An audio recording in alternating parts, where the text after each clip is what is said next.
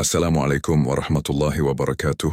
Pemirsa yang kami hormati, terutama Bapak dan Ibu para pensiunan ASN TNI dan Polri, kami hadir membawa kabar penting yang patut disimak sampai tuntas pembahasan soal kesejahteraan pensiun, besaran uang pensiun bulanan, jaminan hari tua, dan rancangan perbaikan ke depan kembali menjadi perhatian serius.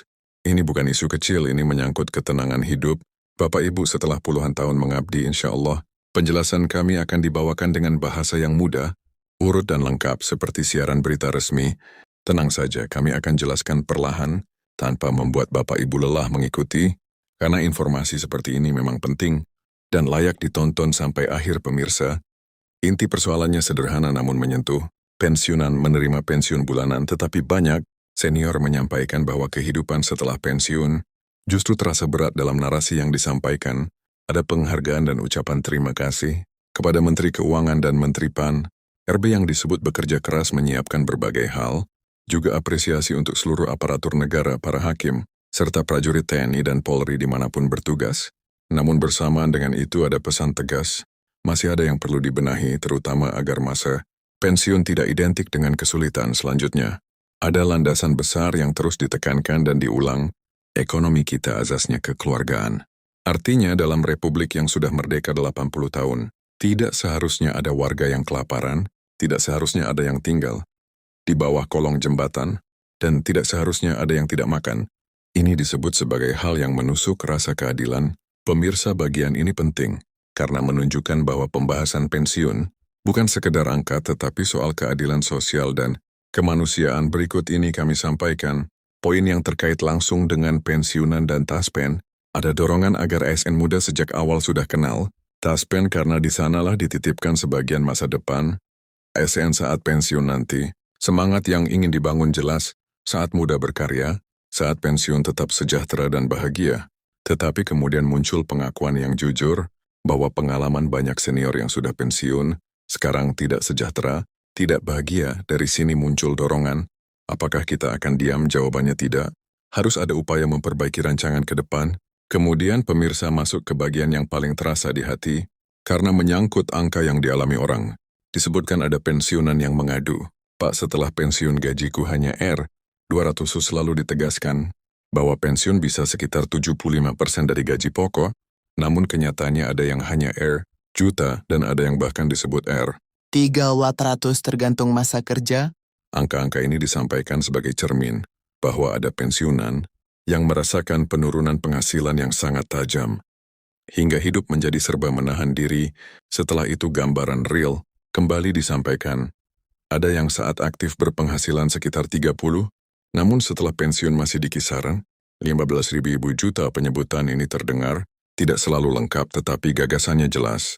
Gap penghasilan itu nyata, dan sistem perlu diarahkan agar masa tua tidak membuat orang kehilangan martabat dan ketenangan. Selanjutnya, ukuran kesejahteraan disebut mengacu pada UNDP. Orang sejahtera itu badannya sehat, otaknya cerdas, dan pendidikannya tinggi S1, S2, S3. Dan yang ketiga, bahasa yang sederhana namun menohok, dompetnya tebal. Lalu disimpulkan, kalau setelah pensiun terima Rp1 juta, dompetnya tentu tidak tebal. Artinya, setelah bekerja lama, pensiun justru bisa membuat seseorang keluar dari standar kesejahteraan yang dicita-citakan. Sejak awal pemirsa, dari situlah muncul pembicaraan tentang desain baru. Ada ajakan untuk berpikir bersama. Disebut contoh senior eselon 1, pensiun bulanan kira-kira 4,5 juta. Lalu ada penerimaan 1 kali THT, yang disebut variatif 70.000 atau 60 atau 50. Digambarkan juga contoh, orang kerja 30 tahun, dapat marition, lalu bulanan pensiunnya sekitar 4.000. Ini menunjukkan bahwa rancangan saat ini belum mampu memberi rasa aman bagi banyak orang. Kemudian muncullah gagasan yang terdengar besar, bagaimana kalau pensiun bulanan bisa berada di tingkat juta atau 2.000, dan THT tidak lagi 75.000, tetapi ditargetkan bisa 1 miliar, bahkan 1,2 miliar sampai 1,5 miliar. Pertanyaannya dilemparkan dengan gaya yang menggugah, siapa yang mau respons di ruangan? Disebut tidak banyak yang mengangkat tangan, yang bisa diartikan bahwa ide sebesar itu perlu perhitungan yang jelas, agar orang percaya dan paham jalannya. Berikutnya dijelaskan bahwa kalau ingin masa pensiun menerima THT sebesar itu, maka rancangan harus dipikirkan sejak ASN masih muda, umur 28 atau 29 dengan horizon pensiun 60, atau dosen yang bisa 65-70 pesannya, jangan menunggu tua baru memikirkan tabungan masa depan. Sistemnya harus dirancang sejak awal. Kemudian ada daftar kebutuhan yang disampaikan, berdasarkan catatan pertemuan. Pertama, soal kecelakaan kerja yang diusulkan, dipisahkan dari yang sudah dijalankan BPJS Kesehatan, agar klaimnya berbeda. Kedua, rancangan pensiun yang ditujukan agar bisa mencapai 50% sampai 75% dari take home pay. Diberi contoh, take home pay di Kementerian Keuangan disebut 7.000, lalu saat pensiun masih diharapkan menerima lebih juta dari Kemendagri. Take home pay disebut juta dan saat pensiun disebut menerima 5.000. Ini menggambarkan variasi penerimaan dan tantangan desain yang adil. Selanjutnya, tunjangan hari tua ditargetkan diupayakan minimal miliar, lalu diberikan contoh langkah yang terasa dekat. Bagi Bapak Ibu setelah pensiun, dana itu bisa ditempatkan sebagai deposito di Bank Mandiri. Taspen disebut pula angka 6% sebagai gambaran imbal hasil per bulan atau per tahun yang dianggap lumayan, sehingga dana tetap aman dan bisa menghasilkan tambahan pemasukan. Pemirsa, bagi banyak pensiunan, konsep ini membuat hati lebih tenang. Bukan hanya mengandalkan uang bulanan, tetapi punya dana yang bekerja secara aman. Kemudian disampaikan juga jaminan santunan. Bila meninggal saat bekerja, minimal santunannya 100.000, disertai penegasan bahwa kita tidak berharap terjadi, tetapi perlindungan harus disiapkan. Setelah itu, pembahasan bergeser ke isu yang juga sangat dekat dengan kehidupan ASN, kepemilikan rumah. Ada impian agar semua ASN punya rumah, karena disebut ratusan ribu ASN baru belum punya rumah. Lalu ada kritik halus Taspen, selama ini lebih dirasakan oleh pensiunan atau saat kegiatan korpri, sementara ASN muda secara individu belum terlalu merasakan manfaatnya. Dari sinilah muncul gagasan program yang sangat konkret. Gagasannya begini, ASN yang belum punya rumah, disiapkan apartemen oleh Taspen, dan tinggal gratis tidak bayar sewa, tetapi ada mekanisme disiplin. Setiap bulan ASN menyetor deposit, disebut contoh R2000 atau bisa juga R1 atau lalu 5 juta setelah 60 bulan atau sekitar 5 tahun, dana deposit itu dikembalikan penuh dan digunakan sebagai uang muka rumah. Setelah itu ASN keluar dari apartemen untuk mulai membeli rumah dengan uang muka yang sudah terkumpul tadi. Dengan izin Allah, ini digambarkan sebagai cara membantu ASN muda yang selama ini kesulitan uang muka. Pemirsa, dijelaskan pula mengapa ASN muda sulit beli rumah.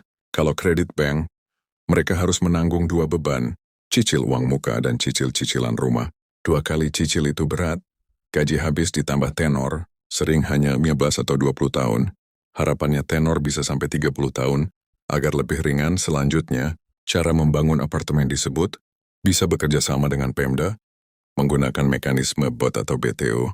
Tujuannya agar program ini bertahap, terukur dan bisa menjadi pilot project.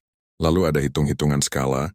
Bila misalnya 3.000, ASN menyetor deposit 1.000 per bulan, disebut akan terkumpul 300 miliar per bulan. Dalam setahun diperkirakan menjadi sekitar 4 triliun. Dana ini disebut bisa dikelola untuk memberi manfaat lebih luas. Kemudian pemirsa masuk ke penjelasan penting. Untuk meningkatkan manfaat pensiun agar mendekati 50% atau 60% dari take home pay, diperlukan penyesuaian iuran karena Taspen mengelola iuran dari gaji ASN dan kontribusi pemberi kerja dari pemerintah. Jika iuran ditambah, manfaat jaminan pensiun dan jaminan hari tua dapat meningkat. Lalu ada catatan pengalaman. Selama 23 karaku 24 tahun menjadi ASN, banyak orang tidak sadar berapa potongan iuran yang sebenarnya diambil karena langsung dipotong oleh pemberi kerja, bahkan ditanya siapa yang tahu jumlahnya. Tidak ada yang menjawab. Ini menunjukkan perlunya keterbukaan dan edukasi, agar ASN paham hak dan mekanisme jaminannya. Pemirsa, di sela-sela angka dan rancangan, ada suara hati para pensiunan yang sering kita dengar. Ada yang berkata, saya tidak ingin kaya, saya hanya ingin tidak merepotkan anak. Ada yang bilang, kalau obat bulanan saja harus dihitung satu persatu, rasanya sedih. Ada pula yang tetap menahan diri, sambil mengucap Alhamdulillah masih diberi kesehatan. Semoga rezeki dicukupkan. Cerita seperti ini bukan untuk menyalahkan siapapun, tetapi untuk mengingatkan bahwa masa pensiun adalah masa yang seharusnya dijaga kehormatannya. Selanjutnya, pembahasan diperluas ke prinsip pemerintahan dan strategi ekonomi. Disebut bahwa pemerintah terbuka dan transparan, bahkan membuat buku strategi transformasi bangsa yang disebarkan. Dasar utamanya Pancasila dan UUD 64 dan ekonomi. harus mengandung persatuan, kemanusiaan serta keadilan sosial, ditegaskan lagi. Ekonomi asasnya kekeluargaan, lalu strategi disebut sejalan dengan PBB dan SDGs, dengan fokus food, energy, water, termasuk swasembada pangan, swasembada energi, manajemen air yang baik, dan industrialisasi agar nilai tambah ada di negeri sendiri. Kemudian ada gambaran tantangan global, kebijakan peningkatan tarif tinggi dari negara ekonomi terkuat, menimbulkan ketidakpastian dunia, dan membuat banyak negara cemas. Namun ada ajakan untuk berdiri di atas kaki sendiri, dan tetap terbuka terhadap kritik yang membangun. Bahkan ada penekanan soal hoax, kebohongan yang diulang-ulang, bisa dipercaya orang, maka jawabannya adalah penjelasan terbuka, berbasis fakta, ilmu, dan perhitungan. Setelah itu disampaikan contoh nyata, reformasi jalur distribusi pupuk, dulu dari pabrik pupuk sampai petani, harus tanda tangan 15 menteri, 30 sekian gubernur, dan 500 bupati sebelum sampai ke Gapoktan, lalu dipangkas agar dari pabrik langsung ke petani, untuk mengurangi penyelundupan dan korupsi. Masih ada keluhan di beberapa tempat, termasuk Aceh, dan disebut akan segera diatasi pesannya. Ketika jalur disederhanakan, produksi dapat naik drastis. Kemudian ada cerita tentang perantara, disebut ada 29.000 distributor yang marah. Ketika jalur dipotong ada peringatan mereka punya konstituen, tapi lalu ditanya berapa petani, hampir 30.000 disipu dengan keluarga, disebut menjadi 140.000, maka dibandingkan 29.000, melawan 120.000, keberpihakan disebut harus pada mayoritas rakyat. Ini ditutup dengan kalimat yang jelas, lebih baik membela rakyat banyak daripada para perantara yang mengambil bagian dari uang rakyat. Pemirsa yang kami hormati, kami rangkum dengan tenang, gagasan besar yang disampaikan berpusat pada membuat masa pensiun lebih sejahtera, melalui penguatan desain pensiun dan THK, transparansi iuran perlindungan santunan, serta inovasi program perumahan bagi ASN muda. Memang masih ada bagian yang membutuhkan detail, teknis dan penghitungan lanjut, namun arah pesannya jelas. Jangan biarkan orang yang sudah bekerja lama menjadi tidak sejahtera saat pensiun. Alhamdulillah, harapan tetap ada. Dengan izin Allah, selama niatnya untuk adil dan melindungi yang lemah, jalan perbaikan akan terbuka satu persatu. Bapak Ibu mohon tetap tenang, jangan mudah termakan kabar simpang siur, dan pegang prinsip, informasi resmi yang jelas, lebih menenangkan daripada rumor yang membuat hati gelisah. Terima kasih yang sebesar-besarnya kepada Bapak dan Ibu yang sudah menyimak. Terima kasih atas pengabdian Anda kepada Republik ini. Semoga Allah menjaga kesehatan, memberi ketenangan, dan meluaskan rezeki yang berkah. Kami mengingatkan dengan lembut, bersabar dan berharaplah, karena kesabaran itu kekuatan, dan harapan itu bagian dari iman.